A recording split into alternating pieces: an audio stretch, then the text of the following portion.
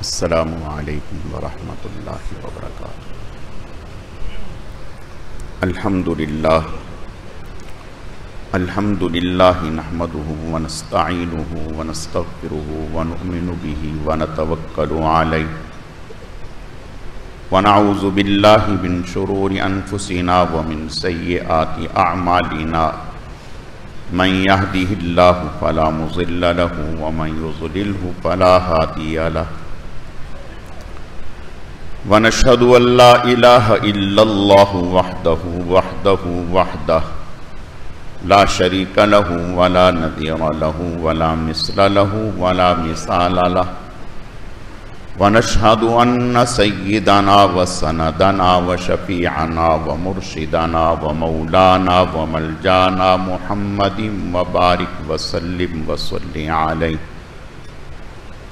اعوذ باللہ من الشیطان الرجیم، بسم اللہ الرحمن الرحیم۔ وما ارسلناک الا رحمتا للعالمین۔ وقال اللہ تبارک وتعالی فی مقام آخر قل اطیعوا اللہ والرسول فإن تولوا فإن اللہ لا يحب الکافرین۔ صدق اللہ مولانا العظیم وبلغنا رسولہ النبی الکریم ونحن على ذلك لمن الشاہدین والشاکرین والحمد للہ رب العالمین۔ اللہم صل على روضۃ محمد فی الریاض وصل على بلد محمد فی البلاد وصل على قبر محمد فی القبور وصل على جسد محمد فی الاجساد وصل على روح محمد فی الارواح۔ گرامی قدر معزز حاضرین، میرے واجب الاحترام بزرگوں اور عزیز نوجوان ساتھیوں، میں نے آپ کے سامنے قرآن مجید فرقان حمید میں سے دو مقامات سے دو آیت کریمہ تلاوت کی ہیں۔ رب ذوالجلال سے دعا ہے کہ وہ ذات بزرگ و برتر مجھے اس کی روشنی میں صحیح صحیح کہنے کی اور سمجھانے کی توفیق عطا فرمائے۔ پھر اللہ رب العزت کی ذات اس مختصر وقت میں جو کچھ کہا سنا جائے، اس کہنے سننے کو محض اپنی رضا کے لیے اپنی بارگاہ میں قبول و منظور فرمائے، ہم سب کی نجات اور ہدایت کا، مغفرت کا ذریعہ اور سبب بنائے۔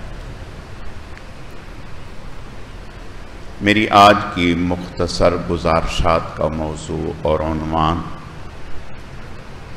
رسول اللہ صلی اللہ علیہ وسلم کی برکات، یہ عنوان ہے۔ اسی سے متعلق چند باتیں عرض کرنی ہیں۔ اللہ رب العزت صحیح صحیح کہنے کی، سمجھانے کی، سمجھنے کی، عمل کرنے کی توفیق عطا فرمائے۔ جناب رسول اللہ صلی اللہ علیہ وسلم ہمارے لیے، اولین و آخرین کے لیے، پوری کائنات کے لیے اللہ تعالیٰ کی طرف سے بہت بڑی نعمت اور بہت بڑی رحمت ہیں۔ آپ کا رحمت ہونا رب ذوالجلال نے خود بیان کر دیا، وما ارسلناک الا رحمتا للعالمین، کہ آپ کو اللہ پاک نے جہانوں کے لیے رحمت بنایا ہے۔ آپ صلی اللہ علیہ وسلم کی برکات من حیث الافراد اور من حیث الامت سب کے لیے ہیں، دونوں طرح سے ہے۔ آپ صلی اللہ علیہ وسلم کی برکات میں قرآن پاک میں اللہ نے ذکر فرمایا، وَمَا كَانَ اللَّهُ لِيُعَذِّبَهُمْ وَأَنْتَ فِيهِمْ، کہ جب تک آپ صلی اللہ علیہ وسلم موجود ہیں امت میں، اللہ تعالیٰ آپ کی امت کو عذاب سے ہلاک نہیں کریں گے، عذاب میں مبتلا نہیں کریں گے۔ یہ آپ صلی اللہ علیہ وسلم کی بہت بڑی، آپ کا جسد اقدس اس امت کے لیے بہت بڑی اللہ تعالیٰ کی نعمت ہے اور بہت بڑی رحمت ہے کہ آپ کی برکت سے اللہ تعالیٰ نے جب تک آپ تھے تو اس امت کو عذاب سے محفوظ رکھا۔ اب رہا یہ کہ آپ صلی اللہ علیہ وسلم جب اس دنیا سے رحلت فرما جائیں گے تو پھر اس امت کے لیے کیا ہوگا، پھر اس کی حفاظت کیسے ہوگی؟ تو اللہ پاک نے حضور علیہ السلام کے ہی صدقے سے یہ فرمایا کہ پھر آپ کی امت اگر استغفار کرتی رہے گی، اللہ تعالیٰ سے بخشش اور معافی مانگتی رہے گی، تو اللہ تعالیٰ انہیں من حیث الافراد بھی اور من حیث الامت بھی اللہ تعالیٰ ان کی حفاظت فرمائیں گے۔ تو میں عرض یہ کر رہا تھا کہ رسول اللہ صلی اللہ علیہ وسلم کی ذات اطہر بہت بڑی نعمت ہے۔ صحابہ کرام رضوان اللہ علیہم اجمعین جب بھی کسی پریشانی میں مبتلا ہوتے، وہ پریشانی کسی بھی اعتبار سے ہوتی، کسی بھی اعتبار سے ہوتی، کسی بھی رخ سے ہوتی، تو وہ آپ صلی اللہ علیہ وسلم کی خدمت میں تشریف لاتے، تو آپ صلی اللہ علیہ وسلم کی بارگاہ سے، آپ کی ذات اقدس سے صحابہ کرام رضوان اللہ علیہم اجمعین کو سکون مل جاتا اور اللہ تعالیٰ کی طرف سے آپ کی برکت سے پریشانی سے نجات مل جاتی۔ صحابی رسول حضرت جابر بن عبداللہ رضی اللہ تعالی، ان کے والد حضرت عبداللہ جنگ احد میں شہید ہو گئے، تو فرمانے لگے کہ میری 7 بہنیں تھیں، ان سب کی کفالت، ان کا بوجھ میرے اوپر، اور والد صاحب پر قرض تھا، تو اچانک وہ حضور علیہ الصلاۃ والتسلیم کے ساتھ لشکر میں تھے، شہید ہو گئے۔ اب قرض میرے اوپر آن پڑا، اور قرض تھا یہودیوں کا، اور وہ مجھے پریشان کرتے، تو قرض کی ادائیگی کے لیے کوئی اور کچھ نہیں تھا، تھوڑی سی کھجوریں تھیں۔ حضرت جابر بن عبداللہ رضی اللہ تعالیٰ عنہ فرماتے ہیں کہ میں نے جب کھجوریں دیکھیں، ڈھیر تھوڑا سا لگا ہوا تھا، تو میں یہ سمجھنے لگا کہ بھئی جتنی یہ کھجوریں ہیں درختوں سے آئی ہیں، اتنی کھجوروں میں تو کئی سال لگیں گے، پھر جا کر کے میرا قرض اترے گا۔ اب قرض خواہ زیادہ تھے، ادائیگی کے لیے کھجوریں تھیں اور وہ بھی ناکافی، بہت کم۔ میں نے سوچا کوئی بات ذہن میں نہیں آئی، پھر دل میں آیا کہ آپ صلی اللہ علیہ وسلم کی خدمت میں جاتا ہوں۔ میں نے کہا یا رسول اللہ صلی اللہ علیہ وسلم، یہ معاملہ ہے، آپ مہربانی فرمائیں میرے ساتھ تشریف لے چلیں، آپ کو دیکھ کر وہ کچھ نرم پڑ جائیں گے، مجھے کوئی زیادہ ڈانٹ ڈپٹ سخت سست نہیں کہیں گے، تو آپ میری سفارش فرما دیجیے، اور دینے کے لیے تھوڑی سی کھجوریں ہیں اور کچھ بھی نہیں۔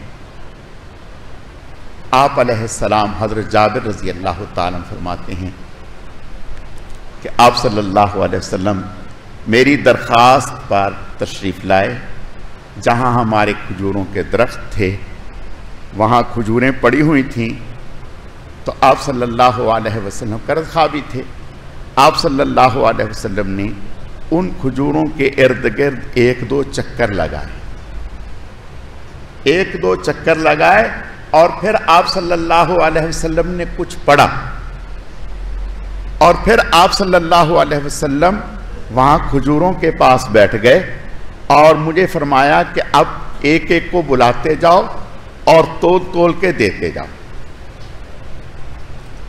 حضرت جابر رضی اللہ تعالیٰ عنہ فرماتے ہیں کہ میری حیرت کی انتہا نہ رہی کہ میں جو یہ سمجھتا تھا کہ کئی سال لگیں گے پھر جا کر کے قرض ادا ہوگا، انہی کھجوروں سے سب قرض خواہوں کا قرض بھی اتر گیا، کھجوریں ویسی کی ویسی ہی ہیں،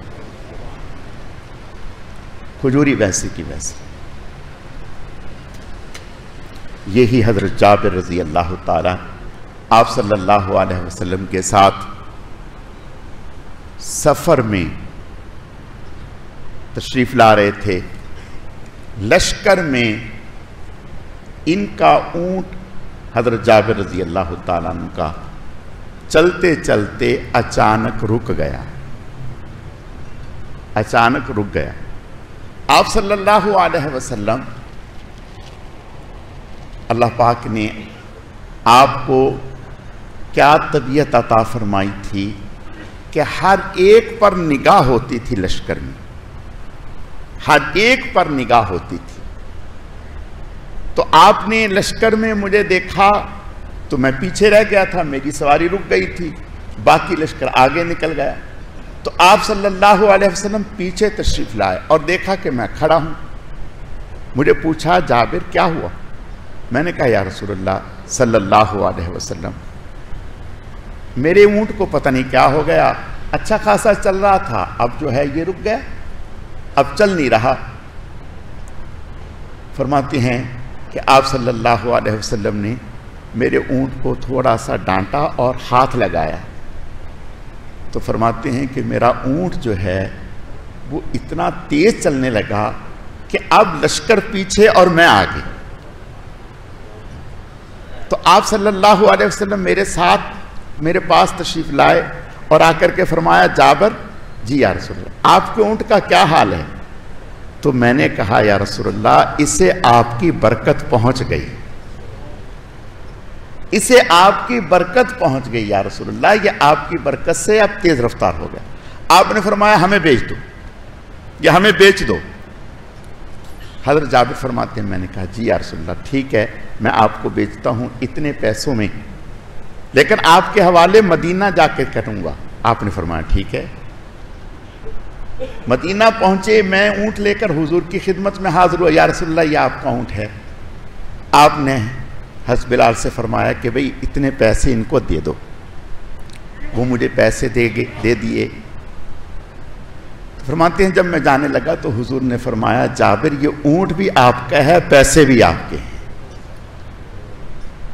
آپ صلی اللہ علیہ وسلم کی ذات اقدس امت کے لیے اللہ تعالیٰ کی بہت بڑی رحمت اور نعمت تھی۔ حضرت عبداللہ بن عتیق رضی اللہ تعالیٰ عنہ ایک یہودی کافر تھا ابو رافع، یہ حضور صلی اللہ علیہ وسلم کی شان میں بہت گستاخی کیا کرتا تھا۔ آپ صلی اللہ علیہ وسلم کے حکم سے حضرت عبداللہ بن عتیق رضی اللہ تعالیٰ عنہ اور چند ایک صحابہ گئے اور جا کر کے اس کو قتل کر دیا۔ یہ جو صحابی جو قتل کرنے کے لیے گئے تھے انہوں نے باقی ساتھیوں سے کہا کہ آپ پیچھے بیٹھ جائیں، میں اکیلا جاتا ہوں۔ بڑے پلان کے ساتھ یہ اس کے قلعے میں چڑھے اور اس کے قلعے میں چڑھ کر اس کو قتل کیا۔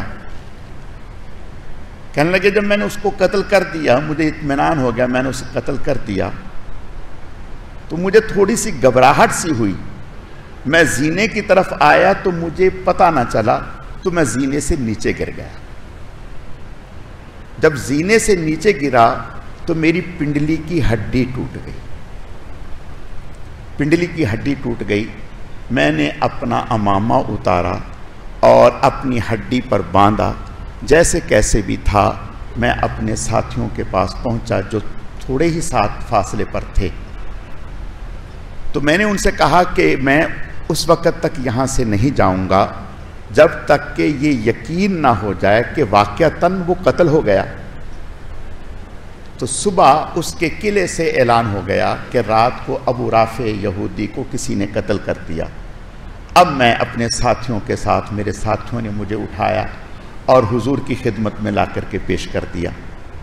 میں نے بتایا یا رسول اللہ اس طرح سے ہوا اور اس طرح سے میری پنڈلی کی ہڈی ٹوٹ گئی.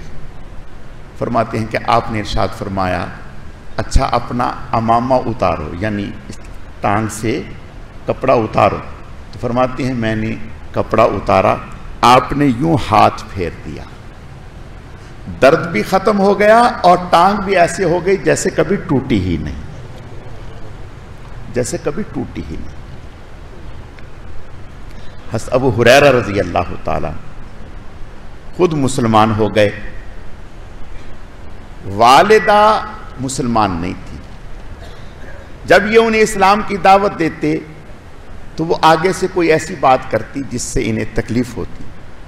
ایک دفعہ اسلام کی دعوت دی تو وہ کچھ زیادہ کچھ کہنے لگی، بہت پریشان ہوئے، رونے لگے.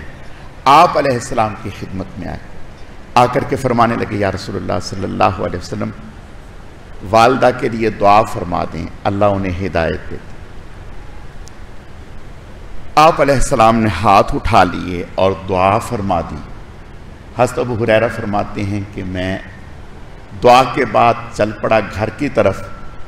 جب میں گھر پہنچا دروازے پر دستک دی تو والدہ نے کہا رک جاؤ باہر. تو مجھے لگا جیسے وہ غسل کر رہی ہیں.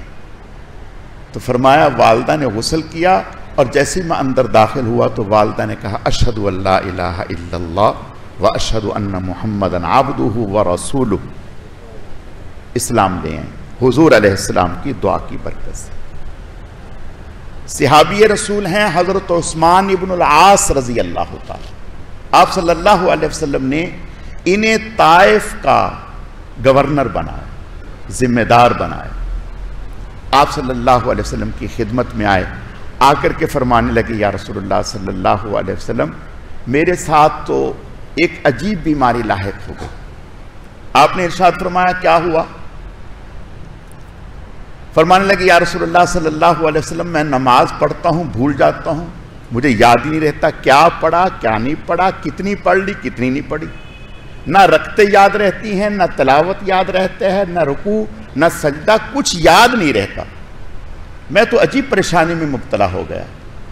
نہ یہ پتہ ہے کہ کون سی رکعت ہے، نہ یہ پتہ کہ میں نے سجدہ کر لیا دوسرا کرنا ہے، بھول رہا ہوں، اتنا زیادہ بھول رہا ہوں. تو فرماتے ہیں کہ آپ صلی اللہ علیہ وسلم نے میرے منہ پر بھی دم کیا اور میرے چہرے پر بھی دم کیا. وہ دن اور آج کا دن پھر کبھی نہیں بھولا، پھر کبھی نہیں بھولا. ایک خاتون آپ صلی اللہ علیہ وسلم سفر میں تشریف لے جا رہی. ایک خاتون آپ صلی اللہ علیہ وسلم کی خدمت میں اپنے بچے کو لائیں. یا رسول اللہ صلی اللہ علیہ وسلم یہ میرا بچہ ہے، اس کو نہ جانے کیا بلا آتی ہے، دن میں 2-3 مرتبہ ایسا دورہ پڑتا ہے کہ قابو میں نہیں آتا اور ہم پریشان ہو جاتے ہیں یا رسول اللہ. بہت ہم نے علاج کیا ہے لیکن بات کوئی قابو میں نہیں آ رہی. آپ صلی اللہ علیہ وسلم نے فرمایا اچھا میرے سامنے بٹھاؤ. آپ علیہ السلام کے سامنے بٹھایا، آپ نے دم فرما دیا، دم فرمایا. آپ صلی اللہ علیہ وسلم تشریف لے گئے. جب سفر سے واپس لوٹے تو یہ خاتون 2 دمبے آپ علیہ السلام کی خدمت میں لے کر آئیں. یا رسول اللہ صلی اللہ علیہ وسلم خوشی میں آپ کی خدمت میں پیش کر رہی ہوں. یا رسول اللہ جب سے آپ نے دم فرمایا ہے وہ دن اور آج کا دن پھر کبھی تکلیف نہیں ہوئی. آپ نے ایک قبول فرما لیا، ایک واپس لوٹا دیا. حضرت ابو طلحہ رضی اللہ تعالی فرماتے ہیں کہ میں نے دیکھا کہ آپ صلی اللہ علیہ وسلم سخت بھوک کی وجہ سے طبیعت میں نڈھال پن ہے، نڈھال پن. تو فرماتے ہیں کہ میں نے آ کر اپنی اہلیہ سے حضرت ام سلیم رضی اللہ تعالی عنہا سے ذکر کیا کہ آپ صلی اللہ علیہ وسلم فاقے کی وجہ سے، مستقل بھوک کی وجہ سے ضعف نظر آ رہا ہے آپ کی بات میں، گفتگو میں۔ تو فرماتی ہیں کہ حضرت ام سلیم رضی اللہ تعالی عنہ نے یہ کیا کہ گھر میں کچھ آٹا تھا، اس کی چند ایک روٹیاں بنائیں اور بنا کر کے حضرت انس رضی اللہ تعالیٰ عنہ جو حضور صلی اللہ علیہ وسلم کے خادم تھے، کپڑے میں باندھ کر وہ ان کے ہاتھ پہ ڈال دیں، ان کو کہا کہ چپکے سے لے جاؤ اور آپ صلی اللہ علیہ وسلم کو دے دینا۔ تو فرماتے ہیں کہ آپ صلی اللہ علیہ وسلم مسجد میں اصحاب صفہ 70 یا 80 لوگ موجود تھے، کتابوں میں 70 یا 80 لوگ موجود تھے۔ آپ صلی اللہ علیہ وسلم کے پاس جب حضرت انس رضی اللہ تعالیٰ عنہ آئے، آپ نے دیکھا، دیکھ کر کے فرمایا کہ ابو طلحہ نے بھیجا ہے، کھانا دے کر بھیجا ہے۔ وہ مسکرانے لگے۔ آپ نے ارشاد فرمایا کہ گھر لے جاؤ، ہم وہیں آ رہے ہیں، اپنے گھر لے جاؤ، ہم وہیں آ رہے ہیں۔ فرماتے ہیں کہ وہ بچہ حضرت انس رضی اللہ تعالیٰ عنہ گھر لے گیا اور جا کر کے بتایا کہ حضور صلی اللہ علیہ وسلم 70-80 صحابہ اکرام کے ساتھ تشریف لا رہے ہیں۔ تو ان کے ہاتھ پاؤں ٹھنڈے ہونے لگے کہ بھئی کھانا تو اتنا ہی تھا جتنا آپ کی خدمت میں بھیج دیا، اب اتنے بڑے مجمع کو۔ خیر، حضرت ام سلیم رضی اللہ تعالی عنہ فرمانے لگی پریشان ہونے کی ضرورت نہیں، اللہ کے نبی ہیں، جو فرما رہے ہیں صحیح ہے، انشاءاللہ خیر ہوگی۔ فرماتے ہیں کہ آپ صلی اللہ علیہ وسلم تشریف لائے اور فرمایا کہ دسترخوان بچھاؤ بھائی، دسترخوان بچھا دیا۔ آپ نے فرمایا لاؤ وہ کھانا جو آپ نے بھیجا تھا۔ تو فرماتے ہیں کہ ہم نے چند ایک روٹیاں تھیں، آپ صلی اللہ علیہ وسلم نے ان کو تھوڑا تھوڑا، جیسے ہم چورا بناتے ہیں روٹیوں کو، اس طرح سے کیا، دسترخوان پہ رکھ دیا، اس کے اوپر گھی ڈال دیا اور پھر سے دعا فرمائی اور پھر 10-10 صحابہ اکرام کو بلایا۔ فرمایا 10-10 صحابہ اکرام آتے گئے، پیٹ بھر کے کھاتے گئے۔ 70 یا 80 لوگوں نے پیٹ بھر کے کھایا اور پھر بھی کم نہیں ہوا، اتنا ہی تھا جتنا آپ نے ارشاد کھانے سے پہلے تھا۔ یہ رسول اللہ صلی اللہ علیہ وسلم کی خیر و برکتیں ہیں۔ اب میں عرض یہ کرنا چاہتا ہوں، جب حضور علیہ السلام کی زندگی میں آپ کی یہ خیر و برکتیں، انوارات تھے، تو کیا اب ختم ہو گئے؟ اب نہیں ہیں؟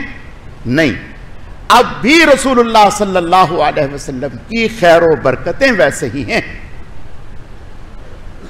جب رسول اللہ صلی اللہ علیہ وسلم کی ذات اقدس، جسد اقدس میں اللہ نے یہ خیر و برکتیں رکھی ہیں، جو دین آپ کو مرحمت اللہ نے فرمایا ہے، جس دین کے لیے آپ نے اپنا خون پیش کر دیا، اپنے آپ کو زخمی کروا لیا، اس دین میں کتنی اللہ نے خیر و برکتیں رکھی ہوں گی۔ یہ تو آپ کی ذات اقدس میں خیر و برکتیں ہیں، جو دین اللہ نے آپ کو دے کر کے بھیجا ہے، جس دین کے لیے آپ نے وطن قربان کیا، جس دین کے لیے دندان مبارک شہید ہوئے، جس دین کے لیے آپ کے پاؤں خون آلود ہو گئے اور جسم زخمی ہو گیا، اندازہ کریں وہ دین کتنا مقدس ہوگا، اس میں کتنی خیر و برکتیں ہوں گی۔ میرے عزیزو، آج بھی امت اگر حضور علیہ السلام کے دین سے جڑ جاتی ہے اور حضور سے جڑ جاتی ہے تو قسم کھا کر کے کہا جا سکتا ہے کہ اللہ وہی خیر و برکتیں عطا فرمائیں گے جو رسول اللہ کے زمانے میں آپ کے صحابہ کو عطا فرماتے تھے۔ صحابہ کرام جب پریشان ہوتے تو حضور کے پاس دعا کے لیے آتے، حضور دعا فرماتے۔ تو آج میں اور آپ اگر حضور کی دعا میں آنا چاہتے ہیں تو اس سے اچھا اور کیا ذریعہ ہے کہ درود پاک رسول اللہ صلی اللہ علیہ وسلم کی ذات اطہر پر پڑھیں۔ آپ صلی اللہ علیہ وسلم کا ارشاد ہے، فرمایا جب میرا امتی مجھ پر درود پڑھتا ہے میں اہتمام کے ساتھ اس کے لیے دعا کرتا ہوں. تو آج اگر کوئی امتی حضور کی دعا میں شامل ہونا چاہتا ہے تو میرے عزیزو اس کا طریقہ ہے کہ حضور صلی اللہ علیہ وسلم کے دین کو اختیار کرے اور آپ پر درود پڑھے. ابھی قریب کے زمانے میں چند سال پہلے کی بات ہے، ہمارے بزرگوں میں سید رضا الرحمان شاہ صاحب یہ قصور میں ہوتے تھے اور اسکول میں ٹیچر تھے. اسکول میں ٹیچر تھے. 40 سال میں اسکول میں کبھی انہوں نے چھٹی نہیں کی تھی. نہ لیٹ ہوئے نہ چھٹی کی. گھر دیکھتے تو آپ حیران ہو جاتے. ایک جھونپڑا، گھر ایک جھونپڑا. ہم نے اپنی آنکھوں سے دیکھا کہ ایک نوجوان بچہ جو قرآن پاک حفظ کر رہا ہے گھر سے نکلتا حفظ کے لیے مسجد کی طرف جاتا، گھر سے نکلتا بے ہوش ہو کے گر جاتا. ویسے گھر سے نکلے کچھ بھی نہیں، کسی اور کام کے لیے جائے کچھ بھی نہیں، جب پڑھنے کے لیے جائے تو بے ہوش ہو کر کے گر جائے. بڑے پریشان لوگ، گھر والے پریشان، بہت علاج کرایا، بڑے عاملوں کو دکھا دیا. اللہ کا کرنا یہ سید رضا الرحمان شاہ صاحب اس ہمارے گاؤں میں تشریف لائے. بہت بڑے اللہ والے تھے. جب تشریف لائے تو ان لوگوں کو پتا چلا، وہ بھی اپنے بچے کو لے کر کے آ گئے اور آ کر کے ذکر کیا کہ شاہ صاحب ہمارے اس بچے کے ساتھ یہ ہے، اس نے اتنے پارے حفظ کر لیے. اب اس کے ساتھ مسئلہ یہ ہے جب بھی حفظ کے لیے گھر سے نکلتا ہے تو بے ہوش ہو کے گر جاتا ہے. پہلے تو ہم سمجھتے رہے مکر ہے، لیکن سب عاملوں کو دکھا لیا. وہ علاج کرتے ہیں، 1-2 دن ٹھیک ہوتا ہے، پھر اس کے بعد یہی مسئلہ. حضرت شاہ صاحب نے اس بچے کی طرف یوں دیکھا اور فرمایا ٹھیک ہے کوئی مسئلہ لے جاؤ. انہوں نے کہا شاہ صاحب کوئی اللہ کر دیں، کوئی تعویذ کر دیں. حضرت نے فرمایا لے جاؤ. تو وہ بیچارے پریشان ہوئے کہ شاہ صاحب شاید ہمیں ٹرخا رہے ہیں، کوئی توجہ نہیں فرما رہے. پھر کہا، ہمارے ایک بڑے تھے ان سے کہلوایا. حضرت نے فرمایا کہ بھئی ہو گیا بس لے جاؤ. یعنی کچھ باتیں تو وہ ہوتی ہیں کہ جو آدمی سنتا ہے، کچھ باتیں وہ ہوتی ہیں جو آنکھوں سے دیکھتا ہے. وہ دن اور آج کا دن اس بچے کو پھر کبھی یہ تکلیف نہیں ہوئی. اور جب انتقال ہوا تو نماز میں سجدے کی حالت میں انتقال ہوا. اور جب قصور میں ان کا جنازہ ہوا تو 5 لاکھ کے قریب لوگ تھے، کندھا دینے کے لیے جگہ نہیں ملتی تھی. اور ساری زندگی ایک جھونپڑے میں گزاری. اسکول ٹیچر تھے، لیکن کیا تھا، اللہ والوں کی صحبت اٹھائی. حضور پاک صلی اللہ علیہ وسلم پر رات دن درود پڑھنا یہ ان کا سب سے بڑا مشغلہ تھا. میرے عزیزو بس اتنی ہی درخواست ہے کہ جب اللہ نے حضور پاک صلی اللہ علیہ وسلم کی ذات اقدس میں اتنی خیر و برکتیں رکھی ہیں کہ آپ حدیث کی کتابیں اٹھائیں حیران ہو جائیں گے. تو جس دین کو آپ کے لیے بھیج دیا گیا ہے، آپ کے دامن میں ڈال کر کے جو دین دیا گیا ہے، جس کے لیے کہا گیا وَرَضِيتُ لَكُمُ الْإِسْلَامَ دِينًا، اس دین میں اللہ نے کتنی خیر و برکتیں رکھی ہوں گی. یہ دین رسول اللہ صلی اللہ علیہ وسلم کا لایا ہوا، اس کو سینے سے لگائیں. خوشی میں، غمی میں، ہر جگہ اس دین کو سینے سے لگا کے رکھیں اور اس دین پر عمل پیرا ہوں. آپ صلی اللہ علیہ وسلم کی ذات اطہر پر درود پڑھنا، اس کو اپنا بہترین وظیفہ بنائیں. پھر انشاءاللہ دیکھیں اللہ کیا ترقیات نصیب فرماتے ہیں. اللہ تعالیٰ سمجھنے کی، عمل کرنے کی توفیق عطا فرمائے.